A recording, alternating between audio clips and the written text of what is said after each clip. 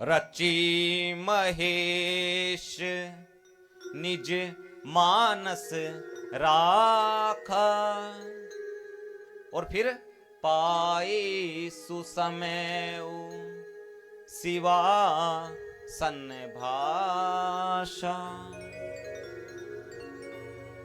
रची महेश, भगवान शंकर जी ने इसको लिखा है और लिख करके अपने मन रूपी मानस में धारण कर लिया, और फिर पाई सुसमय शिवासन भाषा, मन में धारण करके शुभ अवसर आने पर मां पार्वती जी को श्री राम जी की कथा भगवान शंकर जी सुनाते हैं।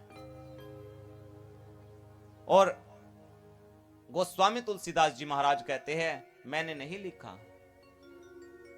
देखिए, परम पूज्यपाद गोस्वामी तुलसीदास जी श्री रामचरितमानस की रचना को जब प्रारंभ किए, संस्कृत भाषा में लिखना प्रारंभ किए। प्रातः से लेकर के सायंकाल तक लिखते, रात्रि को विश्राम करते, अगले दिन प्रातःकाल उठते, उठकर को देखते जो भी पहले दिन लिखा था वो सब मिट जाता। अगले दिन फिर ऐसे ही हुआ, ऐसे निरंतर रूप से 7 दिन तक चलता रहा। संस्कृत भाषा में लिखते, सुबह से शाम तक लिखते, अगले दिन आते और पूरे दिन की मेहनत खराब। 7वें दिन भगवान शंकर जी ने गोस्वामी तुलसीदास जी महाराज जी के सौपन में दर्शन दिया, कहा कि गोस्वामी जी आप इसे संस्कृत भाषा में मत लिखिएगा। कारण, क्योंकि भगवान शंकर जी को पता है आने वाले कली काल में संस्कृत भाषा को समझना सबके बस की बात नहीं। इसे ऐसी भाषा में आप लिखिए जो कि सब कोई समझ सके। इसे अवधी भाषा में लिखना प्रारंभ किया। अब अवधी भाषा में लिखना प्रारंभ किया तो काशी के विद्वान खड़े हो गए रामचरितमानस के विरोध में, कहने लगे ये कोई ग्रंथ नहीं है, ग्रंथ तो संस्कृत भाषा में लिखा जाता है, ये कोई ग्रंथ थोड़ी ना है। गोस्वामी जी बोले कि मैंने नहीं लिखा। विद्वानों ने कहा फिर किसने लिखा? गोस्वामी जी कहते हैं रची महेश निज मानस राखा, पाई सुसमय शिवासन भाषा। भगवान शंकर जी ने लिखा है। गोस्वामी जी को विद्वानों ने कहा ठीक है, इसका फिर निर्णय भगवान विश्वनाथ जी ही करेंगे। काशी के विश्वनाथ मंदिर में गए, ब्राह्मणों के साथ में गोस्वामी तुलसीदास जी महाराज, और विश्वनाथ मंदिर के गर्भगृह में सबसे नीचे श्री रामचरितमानस को रखा गया। उसके ऊपर 18 पुराण रखे गए, 6 शास्त्र रखे गए, 4 वेद रखे गए, और फिर मंदिर के पट को बंद कर दिया। शाम के समय सभी विद्वान अपने अपने घर चले गए, परंतु गोस्वामी तुलसीदास जी महाराज नहीं गए। वहीं मंदिर के सामने पट बंद है। गोस्वामी तुलसीदास जी महाराज प्रार्थना करते हैं, प्रभु जी राखो लाज हमारी, प्रभु जी राखो लाज हमारी, प्रभु जी राखो लाज हमारी। पूरी रात प्रार्थना करते रहे। अगले दिन प्रातःकाल ब्राह्मण आए, आकर के मंदिर के पट को खोल दिया, और क्या देखते हैं, जिन श्री रामचरितमानस को सबसे नीचे रखा गया था, वही श्री रामचरितमानस सबसे ऊपर रखी हुई मिली। और यही नहीं, भगवान श्री विश्वनाथ जी के श्री रामचरितमानस पर हस्ताक्षर हुए मिले। क्या हस्ताक्षर मिले? सत्यम शिवम सुंदरम इस शब्द की उत्पत्ति श्री रामचरितमानस से हुई।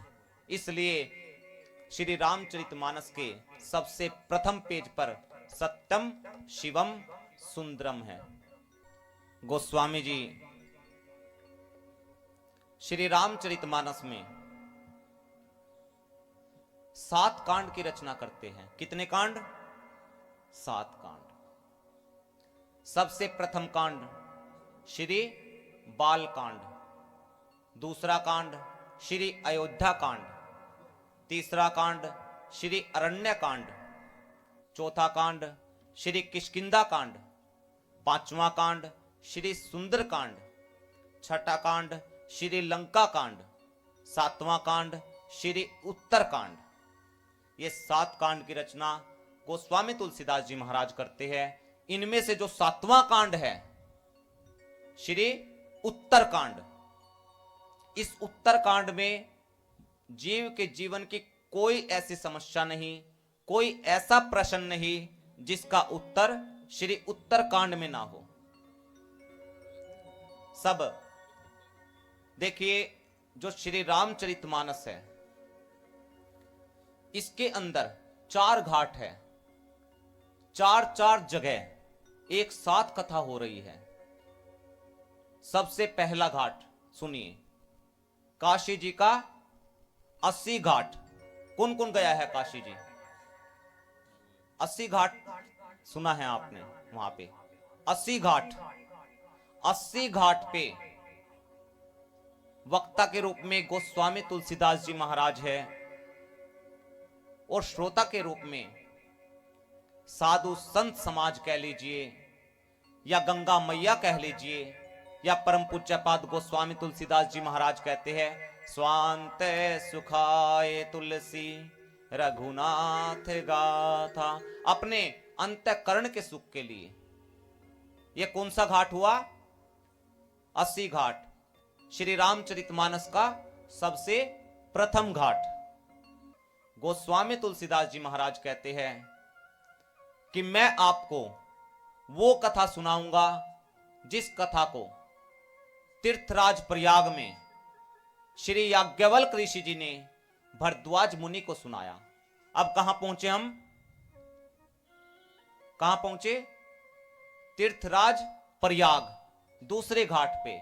यहां वक्ता के रूप में है श्री याज्ञवल्क ऋषि जी और श्रोता के रूप में भरद्वाज मुनि हैं। इस घाट का नाम है कर्मकांड घाट। कर्मकांड संबंधी जितनी भी बातें हैं श्री याज्ञवल्क जी ने बताई। जो काशी जी में 80 घाट था वो शरणागति घाट था, उसका नाम। शरण संबंधी बातें परम पूज्यपाद गोस्वामी तुलसीदास जी महाराज ने कही। यहां दूसरे घाट पर तीर्थराज प्रयाग में श्री याज्ञवल्क जी कहते हैं कि हे मुनिवर, मैं आपको वो कथा सुनाऊंगा जिस कथा को कैलाश गिरी पर्वत पर भगवान शंकर जी ने मां पार्वती जी को सुनाया। अब कौन से घाट पहुंचे हम? तीसरे घाट पर। इस घाट का नाम है ज्ञान घाट। जितनी भी मानस के अंदर ज्ञान संबंधी बातें हैं वो सब भगवान शंकर जी मां भवानी जी को बताते हैं। अब यहां पर भगवान शंकर जी मां पार्वती से कहते हैं, हे देवी, मैं आपको वो कथा सुनाऊंगा जिस कथा को नीलगिरी पर्वत पर श्री काकभुशुंडी जी महाराज ने पक्षीराज गरुड़ को सुनाई। इस घाट का नाम है ज्ञान घाट। यहां पर वक्ता के रूप में श्री काकभुशुंडी जी महाराज है और श्रोता के रूप में पक्षीराज गरुड़ है। अब वापिस कितने घाट हुए हमारे? 4। अब 5वां घाट कौन सा है? ये खेकड़ा के शिव मंदिर का घाट। यहां पर वक्ता के रूप में प्रभु राम जी की कृपा से आने वाले 7 दिनों तक मैं आपको श्री रामचरितमानस कथा को श्रवण कराने का प्रयास करूंगा। और आप श्रोता के रूप में इस श्री रामचरितमानस को, इस श्री रामचरितमानस रसिक बन करके इसको श्रवण करेंगे। और इस हमारे 5वें जो घाट का नाम है, क्या नाम है, क्या नाम रखा जाए? भाव घाट। आपको सभी को बड़े भाव से सुनना है आने वाले समय तक। यहां पर चारों घाटों पर श्री राम कथा की महिमा को सभी वक्ता बताते हैं। जय जय राम कथा